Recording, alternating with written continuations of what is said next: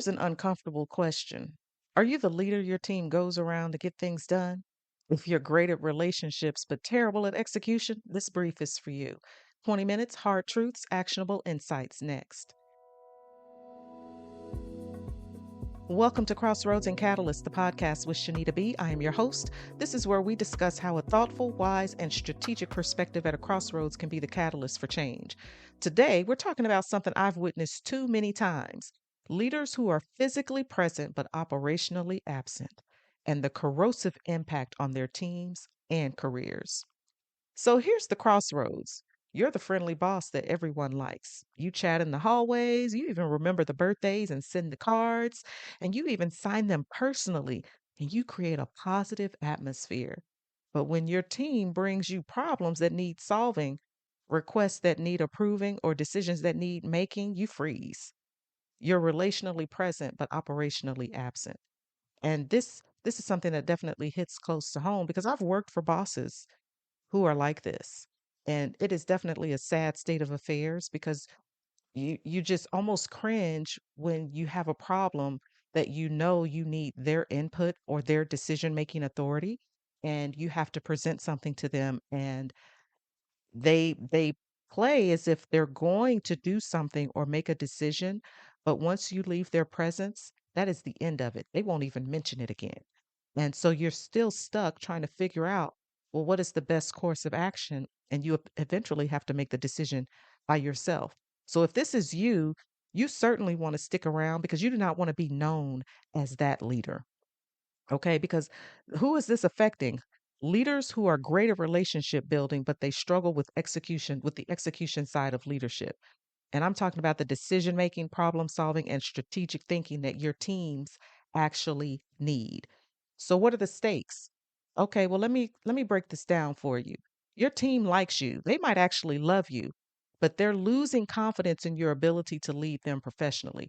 And I would go so far as to say as if you've been in leadership for any length of time and you've worked with a number of people for long enough, you've already lost their confidence. You're not losing it, it's already gone. They have figured out ways to either resign themselves that nothing is going to happen, or they make decisions and they just ask for forgiveness later. So just remember that other people are watching you. So, not just your team members, but if you have a boss who is overseeing you, they're watching too. Okay. So, what is the root issue here? Well, the root issue is this is not about being a bad person or lacking care for your team. This is about leaders who excel at the relationship side but fail at the operational side of leadership. You have confused being liked with being effective. You think that because someone smiles at you when they respond and that you get along well, that and that you once you break bread or have lunch or breakfast together, that everything is all good. And let me tell you, there are some things that are boiling beneath the surface that you are not even aware of because you refuse to go beyond the relational side of leadership. And that is what you're known for. So the key points here is your team comes to you with clear problems, but they leave without clear solutions. Okay, so here's another data point. Decisions get delayed or avoided because you're hoping someone else will make them. It just completely stresses you out that there's this issue and you're not really sure because maybe it involves you talking to someone about something that is uncomfortable. You don't want to own the fact that, oh, well, this person might actually have some problems that need to be addressed. And you have not yet done, you just don't want to do it. So you might want to listen to last week's episode and take a look at that, number 29. I'll leave a link in the show notes. And then here's another key data point. Your team starts going around you to get things done because they know you will not act. You don't want to be that person. It is difficult to work under this type of leadership. I have been there. It is one of the most awkward places in which to find yourself, especially if you have a personality that is, actionable and dynamic and you like to get things done, and you're working for someone who, they're okay if things don't get done. Or they will just leave all of the decision making to someone else. Well, you know what? If I'm making all the decisions, I want to get the money for it. I want to be compensated for my executive level decision making. So if you are that person, it's time to wake up and do some things, because here's some critical questions for your decision tree. Are you leading your team or just managing relationships? It's as plain as that, because you are not just there to simply make sure that everyone is okay. That's basically just office politicking. You're just being a politician at that point. What happens to team performance when problems don't get solved? And then who do they look to? Because ultimately you are held responsible. And then how long can you rely on being likable instead of being effective? Because I can tell you they are not synonymous with one another. And let me tell you how this plays out. I once worked at an organization where two of the most influential people in that company, they resigned. And why did they resign? Because the top decision maker refused to take the appropriate action on a problem that had been presented multiple times. So when you avoid the decision making aspect, the operational decision making rather, of your position, then you leave people no choice but to make hard decisions themselves. And sometimes that means that they're going to exit the organization. Okay. So then you have three choices here, or at least I'm going to give you three choices. And I think only one of them preserves your integrity. So, choice A, you can continue being the quote unquote nice leader.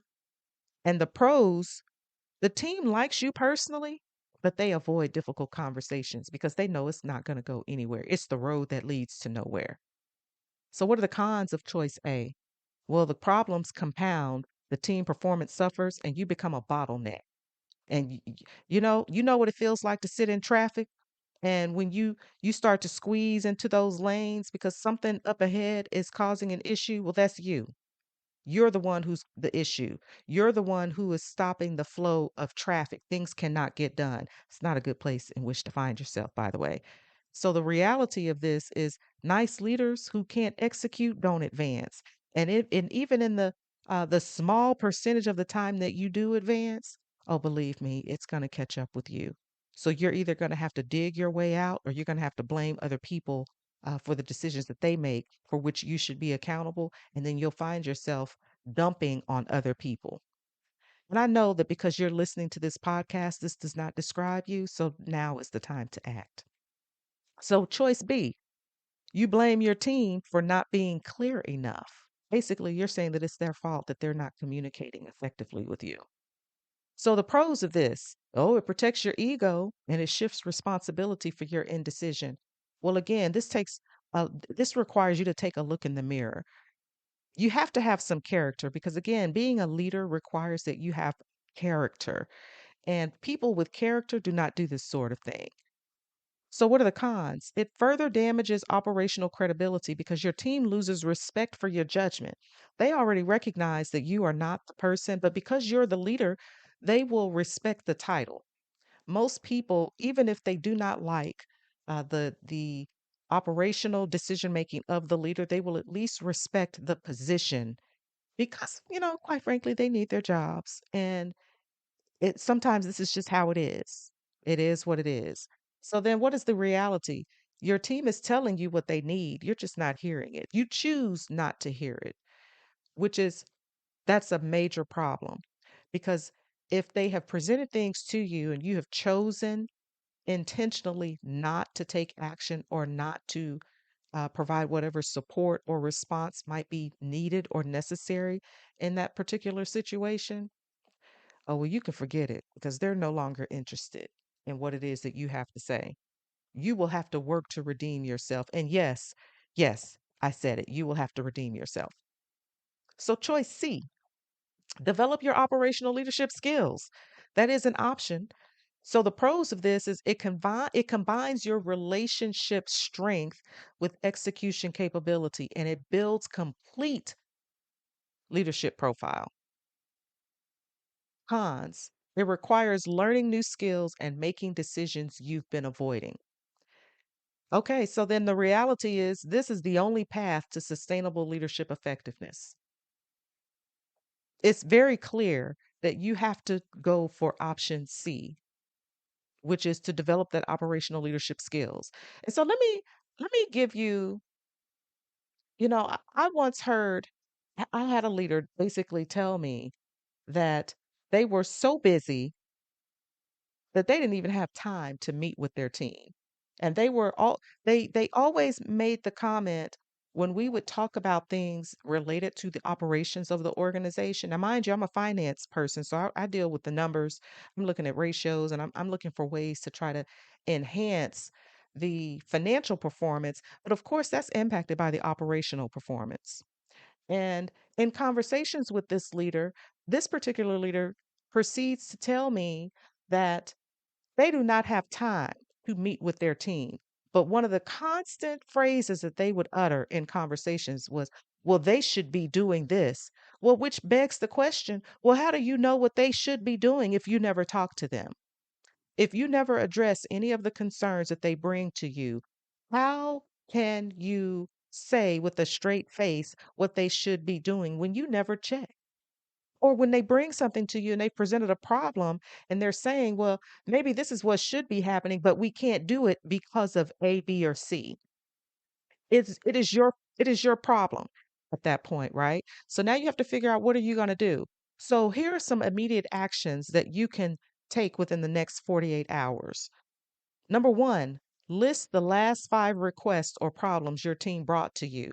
And what did you do to actually assist them with those problems? And if you can't remember, well, that is probably an issue in and of itself, but it might not hurt to just sit down and have a conversation with your direct reports and ask them, okay, you know what, I'm doing some reviews and I'd like to get back. I know that you brought some problems or some concerns. You raised some concerns, and I'd like to readdress those. And so, can you tell me what those are? Okay, so then number two, identify one decision you've been avoiding and set a deadline to make it. And I don't mean set a deadline 2 weeks from now. I want you to go to your calendar and mark a date for yourself within the next several days and say that you will make a decision by this time. Now, if you have to do some information gathering, okay, go for it. But that should not preclude you from setting a date to respond with a decision. Okay, so then we have a 30-day implementation. Okay, so 30 days. Here's a skill development path. Week one, practice active problem solving. When the team brings issues, work through the solutions together because sometimes you just need that extra voice. Maybe they're coming to you because they already have an idea, but they're hesitant to share them with you because you won't take action. So maybe if you just schedule some time and you work through the problem together, you can come up with solutions together. And then ultimately you make the decision on whatever ideas are presented. It really is that simple. And I can tell you, it will heighten your relationship building because now you have included them in the decision making process, even though you're the one who makes the final decision. Okay. Week two, set decision making timelines. So give yourself and your team clear deadlines. Everyone will work much more effectively if they know the due dates of whatever decision needs to be made, whatever the project is, whatever. Just set it up, okay? Week three, follow up on solutions and decisions to ensure that implementation actually happens. It does you no good to make decisions on things if you never follow up to find out, well, did we get the returns that we were expecting? Did we get the results that we were looking to receive? Okay, week number four, ask your team directly, what do you need from me to be more effective?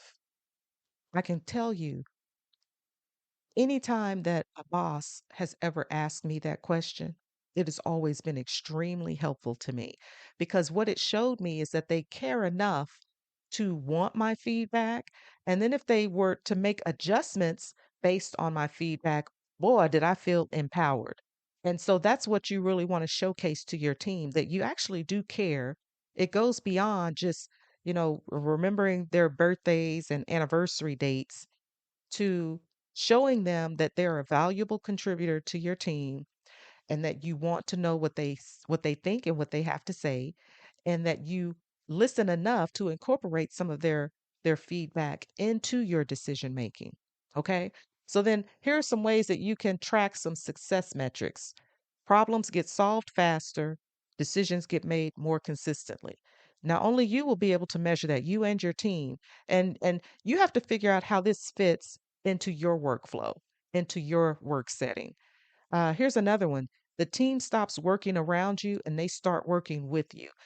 You will recognize a difference because more people will present information or concerns or whatever it is. They will present that information to you so that you will find that you are more involved and that your team is actually looking up to you so that they can collaborate with you. And then here's a third one. You become known for both relationship building and getting things done. And it's not always an easy balance between the two. Because if you're someone who is highly ambitious, maybe you're even highly competent, highly skilled, you don't always get along well with people. It may be a struggle for you. And if you're an introvert, it's not easy. You would rather just work alone and leave everybody else to take care of their business, just trusting that they're getting it done. But if you're the leader, your job is to ensure that they're getting it done, which requires you to go above and beyond. And it is kind of one of those difficult things to navigate, right? So then here's our summary. Here's our executive summary. The bottom line is this: being liked is nice, being effective is necessary. Great leaders do both. So if you want to be known as a great leader, if you want your reputation to precede you, then you need to be known for someone who gets things done. And it is a bonus that people get along with you, that you remember the birthdays and the work anniversary dates, and you ask about the children and all that fun stuff, right? So what's the risk level? The risk level here is high because operationally ineffective leaders hit career ceilings very quickly. And consider this: if you are operationally ineffective, you may also be losing talented and highly skilled employees, which really do help to make you look good. So don't do yourself like that. Do yourself a favor and bring that risk level to a minimum, okay? Because there are other things that are going to require your time that could be potentially risky, and you don't want this to be one of them. So then your decision timeline is this month. Your team's patience with good intentions without results is running out. They're over it. I can already tell you because having been there and lived it and working under bosses who have been like this, it is not a fun place in which to find yourself. And I don't work well like that. And I can tell you that your team members, they don't work well like that either. And if you have any hopes of making it to the executive level, you need to be able to deliver. That's the short end of it, okay? So, what I want you to do is to remember to download your 4C decision tree so that you can work through your specific leadership engagement challenges. And your team deserves a leader who's all in, not just showing up. And if that's not you right now, come on and have the courage to figure out why and what you're going to do about it. Because that's why I'm here to assist you with that. So remember to share the episode. And if you have a story that you would like to showcase, then send it to me at connect at crossroadsandcatalyst.com. And until next time, be thoughtful, be wise, be strategic. And remember, crossroads reveal who you are, catalysts shape who you become. Every choice matters. So make it count. Talk to you next week.